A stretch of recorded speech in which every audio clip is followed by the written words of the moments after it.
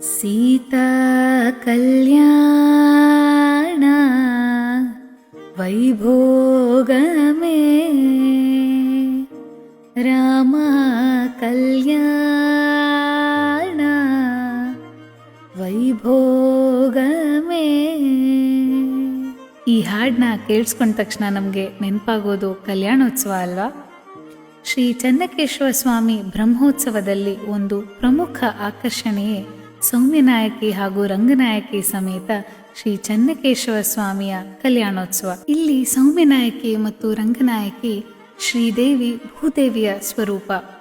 ಈ ಮಹೋತ್ಸವದಲ್ಲಿ ಅರಿಶಿನ ಕುಟ್ಟುವ ಶಾಸ್ತ್ರ, ನಿಶ್ಚಿತಾರ್ಥ, 8 ಬೀದಿಗಳ ವಿಹಾರ, ಸಂಬಂಧಮಾಲೆ, ವಿವಾಹಾಂಗ ಹೋಮಗಳು, ಮಂಗಳಾಷ್ಟ ಪಠಣ, ಗೋತ್ರಪ್ರವರ ಉಚ್ಚಾರಣೆ, ಮಾಂಗಲ್ಯ ಧಾರಣೆ, ವಸ್ತ್ರಾದಿ ಮಧುಪರ್ಕ ಸಮರ್ಪಣೆ, ಮಹಾಮಂಗಳಾರತಿಯಂತಹ ಹಲವು ಶಾಸ್ತ್ರ ಸಂಪ್ರದಾಯವನ್ನು ಹೊಂದಿದೆ. ಈ ಭೂಮಿಯಲ್ಲಿ ಮಾನವನು ಪರಮಾತ್ಮನ ವಿವಾಹ ಮಹೋತ್ಸವವನ್ನು ಕಣ್ಣಾರೆ ನೋಡುವ ಅಪರೂಪದ ಅವಕಾಶ ಹಾಗೂ ಸಾಕ್ಷಿಯಾಗುವ ಅಪೂರ್ವ ಅನುಭವ.